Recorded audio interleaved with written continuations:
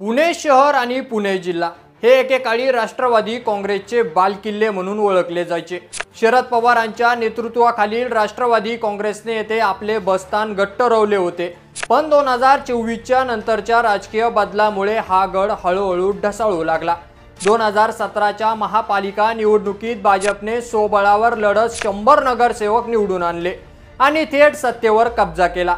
राष्ट्रवादी दुसऱ्या क्रमांकावर राहिली तर काँग्रेस आणि शिवसेना दुय्यम ठरल्या आणि तिथूनच सुरू झाली भाजपची पुणे किल्ला जिंकण्याची साखळी।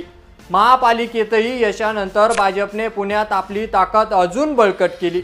लोकसभा निवडणुकीत भाजपचे उमेदवार मोठ्या मताधिक्याने विजयी झाले।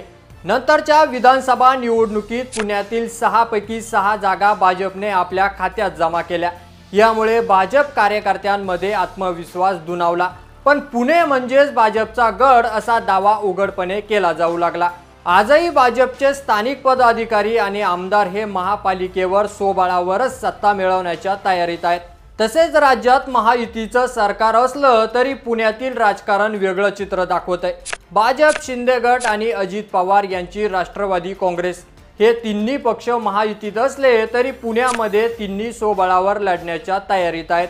कारण प्रत्येक पक्षाच्या कार्यकर्त्यांना वाटतं की आपली ताकद कमी भासली जाऊ नये, म्हणूनच आतापासून स्वबळाची ताकद दाखवण्याचे प्रयत्न सुरू आहेत। तर दुसरीकडे राष्ट्रवादी काँग्रेसमध्ये अंतर्गत हालचालींना वेग आलेला आहे। अजित पवार गटातील काही पदाधिकारी म्हणतात की भाजपाच्या ताकदीसमोर जर तग धरायचा असेल तर दोन्ही राष्ट्रवादींनी म्हणजे शरद पवार गट आणि अजित पवार गट यांनी एकत्र यावं। काही जण हे मत उघडपणे मांडत आहेत तर काही जण हे मत खासगी बैठकीत अजित पवार यांच्यापर्यंत पोहोचत आहेत।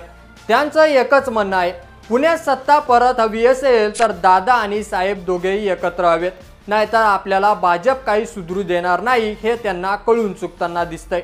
तसेच पुण्यात अजित पवार आणि शरद पवार यांच्या एकत्रित फोटो आहेत आणि खाली मोठ्या अक्षरात लिहिलेलं आहे, पुणे महापालिका हवी असेल तर हे दोघे एकत्र हवेत।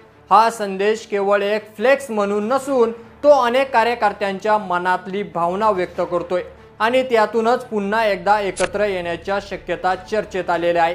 तसेच पुणे महापालिकेची निवडणूक लढण्यासाठी राष्ट्रवादी काँग्रेसमधील अनेक इच्छुक उमेदवार मैदानात आहेत, मात्र त्यांना विजयाची हमी हवी। त्यांना वाटतं की भाजपच्या तुलनेत जर राष्ट्रवादी काँग्रेस एकटी पडली तर निकाल नक्कीच अडचणीत येईल। म्हणूनच हे उमेदवार अजित पवार यांच्याकडे तसेच वरिष्ठ नेत्यांकडे विनंती करत आहेत की दोन्ही गटांनी एकत्र लढा दिला तर पुण्यात भाजपला मात देणं शक्य होईल।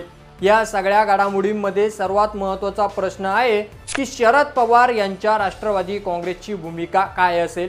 सध्या शरद पवार यांचा पक्ष विरोधात आहे तर अजित पवार हे सरकारमध्ये आहेत, त्यामुळे दोघांचं एकत्र येणं तातडीने शक्य आहे का हा प्रश्न उभा राहतो। मात्र पुण्यासारख्या शहरात जर विजय हवा असेल तर दोघांनी तात्पुरती युती करून भाजप विरोधात लढणं हे काही कार्यकर्त्यांच्या मते राजकीय दृष्ट्या फायदेशीर ठरू शकतं। दुसरीकडे भाजपने मात्र यावर फारसा विचार केलेला नाही। त्यांना पुण्यात आपली सत्ता कायम ठेवायची आहे। भाजपचे स्थानिक आमदार, नगरसेवक आणि खासदार सध्या आपल्या मतदारसंघात जोरदार काम करत आहेत। त्यांना वाटतं की राष्ट्रवादी काँग्रेसमध्ये एकता नाही, मत फुटणार आणि त्यामुळे भाजपला पुन्हा एकदा सत्तेवर यायला अडचण येणार नाही। पुणे महापालिका ही केवळ एक स्थानिक संस्था नाही तर ती राज्यातील सर्वात मोठ्या महापालिकेपैकी एक आहे।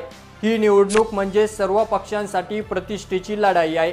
भाजपला पुण्यात आपली ताकद दाखवायची आहे तर राष्ट्रवादी काँग्रेसला परत आलोय हे दाखवायचं आहे।